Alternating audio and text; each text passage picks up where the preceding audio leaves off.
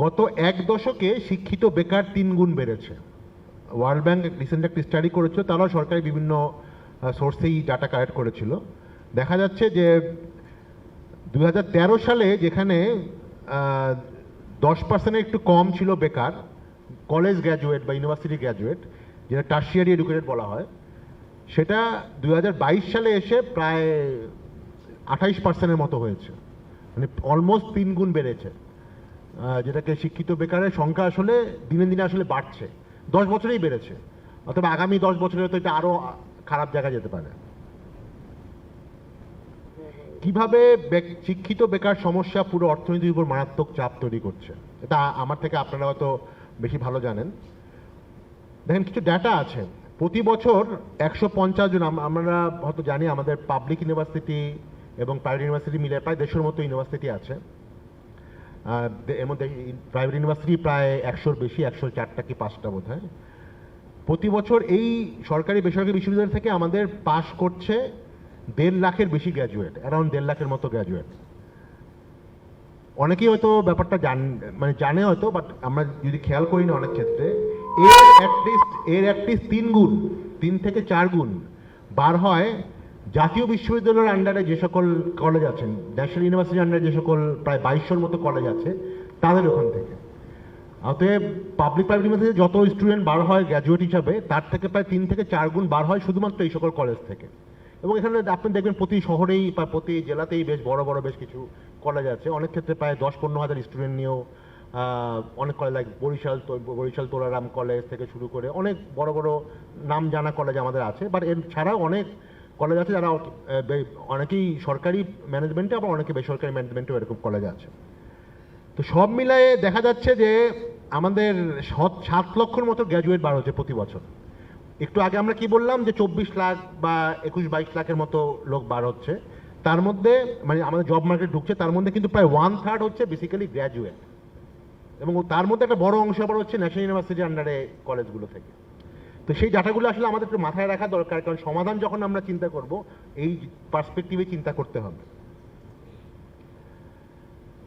এই ডাটাটা যেহেতু আমি বিডি জবস সাথে সম্পর্কিত আছি, আমি বিডি জবসের প্রধান নির্বাহী হিসাবে কিছু ডাটা অ্যাক্সেস আমাদের যেটা আছে আমরা একটু অ্যানালাইজ করতে পারি। এই ডাটাটা ভেরি ইন্টারেস্টিং। এটা রিসেন্টলি আমরা গত কয়েকদিন কিছু ডাটা অ্যানালাইজ করে বার করেছি।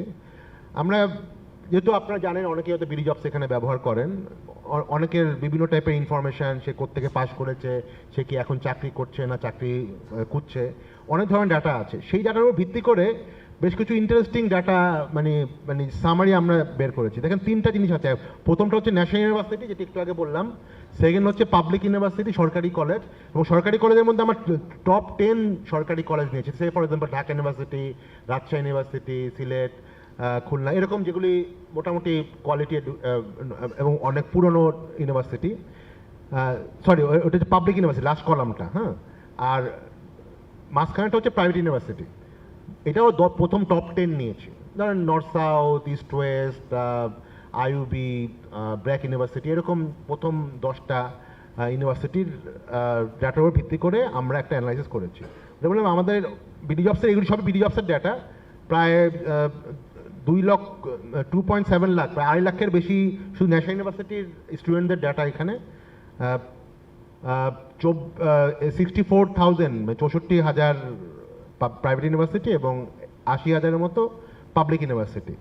ইন্টারেস্টিংলি দেখেন আপনি এখানে দেখা যাচ্ছে যে 25 বছর থেকে 30 বছরের যাদের বয়স বর্তমানে, এবং তারা গ্র্যাজুয়েট হয়েছে গত 1 থেকে 2 বছর আগের বা তারও আগে গ্র্যাজুয়েট হয়েছে, তাদের আনএমপ্লয়মেন্টের রেট ভেরি ইন্টারেস্টিং। দেখেন, মানে 30 বছর হওয়ার পরেও দেখা যাচ্ছে যে 35% বা 30% লোক এখনো বেকার থাকছে, পার্টিকুলারলি জাতীয় বিশ্ববিদ্যালয় এবং পাবলিক বিশ্ববিদ্যালয়ে।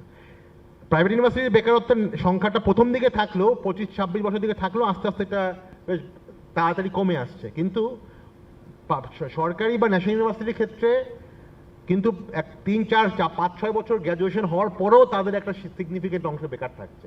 সরকারি যে ডাটা, তার থেকে কিন্তু এই ডাটাটা আরও বেশি ভয়ঙ্কর চিত্র প্রেজেন্ট করছে। তো সেটা কিন্তু আসলে আমাদের ওভারঅল সিচুয়েশনটা আপনারা কিছুটা হলেও বুঝতে পারবেন। আমরা তো এটা নিয়ে আপনাদের সাথে আরও ডিসকাস করতে পারি। কেন নতুন গ্র্যাজুয়েটদের মধ্যে বেকারত্বের হার বেশি? আমার অ্যানালাইসিসে, এটা আমার ব্যক্তিগত অ্যানালাইসিস, গ্র্যাজুয়েটরা প্রাতিষ্ঠানিক অফিস ভিত্তিক চাকরি চায়, মেইনলি যারা যারা গ্র্যাজুয়েট হয়ে যায়। আমাদের অর্থনীতি এখনো আসলে অপ্রাতিষ্ঠানিক। আপনারা নিজেদেরই বন্ধু বান্ধব বা নিজেদেরকে যখন চিন্তা করবেন, দেখবেন প্রথমেই লোকে চায় আসলে আমি একটা কর্পোরেট জব করবো, আমি একটা ব্যাংকে চাকরি করব, বা আমি একটা টেলিকমিউনিকেশনে চাকরি করবো, বড় একটা গার্মেন্টস গ্রুপ অফ কোম্পানি চাকরি করবো। তো সেটা একটা বড় ব্যাপার। কিন্তু চাকরি কিন্তু আমাদের এরকম প্রাতিষ্ঠানিক চাকরির ইকোনমি, আমাদের ইকোনমি কিন্তু এখনো একটা বড় অপ্রাতিষ্ঠানিক জায়গায় আছে, যেটা রুবায়ত এটা নিয়ে আরো অনেক ডিসকাস করবে। তো সেটা একটা বড় ফ্যাক্টর। গ্র্যাজুয়েটরা ম্যানুফ্যাকচারিং ও ফ্যাক্টরি পরিবেশে কাজ করতে চায় না। আমরা জানি বাংলাদেশ ওয়ার্ল্ডের সেকেন্ড লার্জেস্ট গার্মেন্টস এক্সপোর্টার, কিন্তু গার্মেন্টস এক্সপোর্টাররা যখন কথা বলি তারা বলে তারা লোক যখন চায় ফ্যাক্টরি লেভেলে, তারা চায় না। এই জন্য অনেক ক্ষেত্রে বিদেশ থেকে, ইন্ডিয়া শ্রীলঙ্কা থেকে লোক আনতে হয়। সেটা এক ধরনের অনীহা আছে। চাকরির সুযোগ কিন্তু আবার ফ্যাক্টরি, অফিস থেকে ফ্যাক্টরিতে বেশি। একটা বড় গার্মেন্টস 20,000 লোক, 30,000 লোক, দেখবেন অফিস জব কিন্তু যেমন মার্চেন্ডাইজার বা এই টাইপের জব, অ্যাকাউন্টসের জব ম্যাক্সিমাম 100-150, তার কিন্তু 95% জবই বেসিক্যালি ফ্যাক্টরি লেভেলের জব। সুপারভিশন, ফ্যাক্টরি লেভেলতে আপনার মানে মেশিন অপারেটর না, ওদেরকে সুপারভাইজ করা, ফ্যাক্টরি ম্যানেজ করা, HR ম্যানেজ করা, এগুলি হচ্ছে ফ্যাক্টরি লেভেলের জব। এই জবগুলিতে দেখা যাচ্ছে যে আমাদের অনেক ক্ষেত্রে আমাদের গ্র্যাজুয়েটরা চাকরির আগ্রহ থাকে না। এবং ঢাকার বাইরে যেহেতু এই ব্যাপার জবগুলি বেশি, তারা সেক্ষেত্রে তাদের একজনের অনীহা থাকে। চাকরিদাতারা যেই স্কিল বা যোগ্যতা চায়, বেশিরভাগ ক্ষেত্রেই নতুন গ্র্যাজুয়েটদের মধ্যে সেগুলি পাওয়া যায় না। সেটা আমরা সবসময় বলে আসছি, এবং এমপ্লয়াররাও এই কথাটাই বলে যে আমরা তো লোক চাই, অনেক ভ্যাকেন্ট পজিশন আছে কিন্তু লোক পাই না, কারণ ইউনিভার্সিটি থেকে, কলেজ থেকে যারা আসছে তারা আমাদের প্র্যাকটিক্যাল স্কিল নিয়ে আসছে না। লাস্টলি, প্রাইভেট সেক্টরে চাকরির ব্যাপারে নতুন জেনারেশন আগ্রহ কম, সরকারি চাকরির ব্যাপারে আগ্রহ অনেক বেশি। এটা আসলে নতুন করে বলার কিছু নেই। আমরা দেখেছি যে পার্টিকুলারলি কোটা আন্দোলন থেকে শুরু করে সব জায়গায় দেখা যাচ্ছে যে সাধারণ নতুন জেনারেশনের আসলে প্রাইভেট সেক্টরের ব্যাপারে আগ্রহী গত 15-20 বছরে কমে গেছে। এটা অনেক কারণ আছে। সরকারি চাকরির সুযোগ সুবিধা আজ থেকে 20 বছর আগে থেকে অনেক বেড়ে গেছে। এখন দেখবেন বুয়েটেরও প্রায় 80-90% লোকজন BCS পরীক্ষা দেয়, এবং তারা ইঞ্জিনিয়ারিংয়ের জন্য দিচ্ছে তা না, তারাও তো অনেকে পুলিশ জব করবে, অন্য জব করবে, অ্যাডমিনে যাবে, তারাও দিচ্ছে। তো সেই জায়গাটা কিন্তু আমাদের একটা স্ট্রাকচারাল একটা চেঞ্জ হয়েছে গত 15-20 বছরে। সেটার অনেক কারণ আছে, সোশিও ইকোনমিক কারণ আছে, পলিটিক্যাল কারণও আছে। অনেক ক্ষেত্রে সরকারি সুবিধা বেশি দেওয়ার জন্য কিছু অগণতান্ত্রিক সরকার অনেক ক্ষেত্রে এটাকে সাপোর্টও দিয়েছে। সেই জায়গাগুলি হয়তো আসা উচিত কর্মসংস্থানের রেসপেক্টে। 10টা প্রস্তাব দিয়ে আমি শেষ করব, তারপরে আসলে আলোচনাটা করা। আমার গত 2 দশকের এক্সপিরিয়েন্স থেকে বা এই পার্সপেক্টিভ থেকে 10টা প্রস্তাব কর্মসংস্থান লাঘব, সমস্যা লাঘব করার জন্য। সারা ওয়ার্ল্ডের কোনো দেশই কর্মসংস্থান প্রবলেম নির্মূল করতে পারে নাই। This is part of life, part of ইকোনমিতে থাকবেই মানে এক ধরনের বেকারত্ব। কিন্তু আমরা লাঘব করতে পারি কিনা সেই ব্যাপারে কিছু প্রস্তাব। শিক্ষিত বেকারত্ব সংক্রান্ত সঠিক উপাত্ত প্রকাশ। আমাদের দেশে কোনো সঠিক উপাত্ত নাই, এবং এটা একেবারে subject wise. Say for example, আমার ইঞ্জিনিয়ারিং কত লোক পড়ছে, তার মধ্যে বেকার থাকছে কত, ডক্টর পড়ছে কত, তার মধ্যে বেকার থাকছে কত, এরকম করে আমাদের সব ডাটা সব অ্যাগ্রিগেট ডাটা থাকে, কিন্তু এটার কোনো published sector wise, profession wise, education wise কোনো ডাটা কিন্তু নাই। আগামী 5 বছরের জন্য খাতভিত্তিক শ্রম বাজারের ডিমান্ড ফোরকাস্ট এবং সেই অনুযায়ী উচ্চ শিক্ষা প্রতিষ্ঠানগুলোকে গাইডলাইন দেওয়া। আমরা আসলে কিন্তু গণহারে যেটার মার্কেট ডিমান্ড সেটাই কিন্তু করছি। এখন মার্কেট ডিমান্ড দেখা যাচ্ছে, আজ থেকে 10 বছর আগে সবাই আমরা BBA পড়তাম, এখন দেখা যাচ্ছে BBA পড়ার পরে আলটিমেটলি তারা একটা বড় অংশ বেকার থাকছে। কিন্তু আমরা কখনো এই ফোরকাস্টিংটা করি নাই। হ্যাঁ, অফকোর্স বাজারের উপরে আমরা ছেড়ে দিব, কিন্তু বাজারকেও কিন্তু গাইড করতে হয়। সে ফর এক্সাম্পল, আমাদের একটা বড় ডিমান্ড কিন্তু তৈরি হবে আগামী দিনগুলোতে হচ্ছে হেলথ কেয়ারের উপরে। বাংলাদেশে আপনারা জানেন নার্সিং বা এই জাতীয় জায়গাতে প্রচুর, মানে যত লোক দরকার আমাদের ইকোনমির জন্য বা নার্স দরকার, তার থেকে 1/10 আমাদের সাপ্লাই, এগুলি বাড়বে। হ্যাঁ, শেষ করছি। তো আমাদের এই জায়গাগুলিতে ইভেন গ্রিন এনার্জি, আমাদের এখন প্রচুর সোলার কাজ হচ্ছে, সেগুলিতে আমাদের এনভায়রনমেন্টাল প্রচুর নতুন জব তৈরি হবে। সেইগুলো তো কিন্তু আমাদের কি টাইপের রিকোয়ারমেন্ট হবে সেগুলো কিন্তু আমাদের এখন একটা ফোরকাস্ট করে ইউনিভার্সিটি বা কলেজগুলোতে আমাদের এই জিনিসটা করতে হবে। জাতীয় বিশ্ববিদ্যালয়ের অধিভুক্ত সকল কলেজে বাধ্যতামূলক ভোকেশনাল কোর্স চালু করা, এটা একেবারে কারিকুলামের মধ্যে কম্পালসারি করা দরকার। কারণ তারাই কিন্তু আসলে আমাদের শিক্ষিত বেকারের সবচেয়ে বড় একটা প্রবলেম মানে আমাদের তৈরি হয়েছে। এদেরকে আসলে সামহাউ যেই সাবজেক্টগুলি তারা পড়ছে হয়তো বাংলা বা ইসলামিক হিস্টোরি, এগুলি দিয়ে কোনো কাজ হচ্ছে না। তো তাদেরকে আসলে ওইগুলি তারাও তো ওগুলি পড়বেই, কিন্তু ওগুলির সাথে সাথে তারা যাতে একটা ভোকেশনাল স্কিল পায়, they can get into either nursing or either chef or technician, এই টাইপের কিছু জিনিসপত্র তারা পারলে দেশে এবং দেশের বাইরেও কিন্তু তারা চাকরির ব্যাপারে অ্যাটলিস্ট একটা এক্সেস পাবে। ব্যক্তি খাতের প্রতিষ্ঠানগুলো যদি ফ্রেশ গ্র্যাজুয়েট নিয়োগ করে তাহলে তাদেরকে প্রশিক্ষণ ও প্রথম বছরের স্যালারির 50% রাষ্ট্র ভর্তুকি হিসাবে দিবে। এটা কিন্তু অনেক রাষ্ট্র দেয়, আমরা জানি ভারত এবং পাকিস্তান এই স্কিম অলরেডি শুরু করেছে। কারণ যখন আমরা এমপ্লয়াররা তাদেরকে হায়ার করি ফ্রেশ গ্র্যাজুয়েট, বেশিরভাগ ক্ষেত্রে দেখা যায় 6-7 মাস পরে চলে যায়, আমরা কিন্তু তাদেরকে ট্রেনিং দিচ্ছি বা প্রাইভেট থেকে তাদের ট্রেনিং দিচ্ছে, তাদের কোনো ইনসেন্টিভ থাকে না। তো তাদেরকে যদি সরকার একটা অংশ সাবসিডাইজ করে তাদের প্রথম বছরের যে খরচ হয়, তখন কোম্পানিগুলো ফ্রেশার হিসেবে লোক নিবে, আদারওয়াইজ সবাই এক্সপিরিয়েন্স লোকই খুঁজে। তো আমি খুব ডিটেল যাচ্ছি না, এবং অনেকে ট্যাক্স ক্রেডিটও দিতে পারে সরকারের পক্ষ থেকে, এবং কোম্পানিগুলোকে তাদের প্রফিটের একটি অংশ এই খাতে বাধ্যতামূলকভাবে ব্যবহার করতে হবে। বাংলাদেশের প্রতিটা কোম্পানি কিন্তু যারা প্রফিটেবল তাদের কিন্তু একটা সরকারকে একটা টাকা দিতে হয়, এটাকে লেবার ওয়েলফেয়ার ফান্ড বলে, এবং এই সরকার এই টাকা দিয়ে কি করে নো ওয়ান নোজ। সেই টাকাটা আসলে সরকারকে না দিয়ে সরাসরি যাতে তারা ফ্রেশ যারা হায়ার করবে তাদের স্যালারির জন্য যদি দেওয়া হয়, তাহলে কিন্তু এটা মাছ মোর এফেক্টিভ একটা টুল হতে পারে এই এমপ্লয়মেন্ট তৈরি করার জন্য। পাবলিক এবং প্রাইভেট বিশ্ববিদ্যালয়গুলোর কোর্স সম্পন্নের জন্য সকল সাবজেক্ট ম্যাটারের জন্য বাধ্যতামূলক ইন্টার্নশিপ চালু করা। কারণ বেশিরভাগ ক্ষেত্রে যেটা প্রবলেমটা বলা হচ্ছে যে ইন্ডাস্ট্রি একাডেমির একটা গ্যাপ, এটা শুধুমাত্র ইন্টার্নশিপ বা অ্যাপ্রেন্টিসশিপ দিয়ে আসলে সম্ভব হতে পারে। তো সেগুলিকে বাধ্যতামূলক করতে হবে, এবং এটা ইউজিসির মাধ্যমে, যা সরকারের বিশ্ববিদ্যালয় মঞ্জুরি কমিশন থেকে এগুলি করতে হবে। এবং এই ক্ষেত্রে যদি অ্যালাউন্স লাগে, প্রাইভেট ইউনিভার্সিটি যেহেতু তারা নিজেরা স্টুডেন্ট থেকে অনেক টাকা নিচ্ছে, 15-20 লাখ টাকা নিচ্ছে, they have to provide this allowance from their own fund. 6 number, বিশ্ববিদ্যালয় মঞ্জুরি কমিশন প্রতি বছর বিশ্ববিদ্যালয় ভিত্তিক চাকরি ও উচ্চশিক্ষার হার প্রকাশ করবে। এক্ষেত্রে তৃতীয় পক্ষের মাধ্যমে ডাটা ভেরিফাই করতে হবে, এর মাধ্যমে বিশ্ববিদ্যালয়গুলোকে গ্র্যাজুয়েটদের চাকরি নিশ্চিত করার ব্যাপারে উদ্যোগী হবে। বেশিরভাগ বিশ্ববিদ্যালয় কিন্তু এখন দেখা যাচ্ছে যে স্টুডেন্টদের থেকে তারা টাকা নিচ্ছে, সবই করছে, কিন্তু ওদের চাকরির কোনো দায়িত্ব নিচ্ছে না। অনেকের ক্ষেত্রেই শুধু নাম করা অবস্থায় এক ধরনের ক্যারিয়ার কাউন্সেলিং ডিপার্টমেন্ট থাকে। এই ক্ষেত্রে তাদেরকে বাধ্য করতে হবে, অ্যাকাউন্টেবল করতে হবে, এবং এই ডাটাগুলিকে পাবলিশ করতে হবে, এবং এটা ইউজিসি করতে পারেন। প্রতি বিশ্ববিদ্যালয়ে ইংরেজি ছাড়াও অন্যান্য বিদেশি ভাষা সেন্টার খুলতে হবে।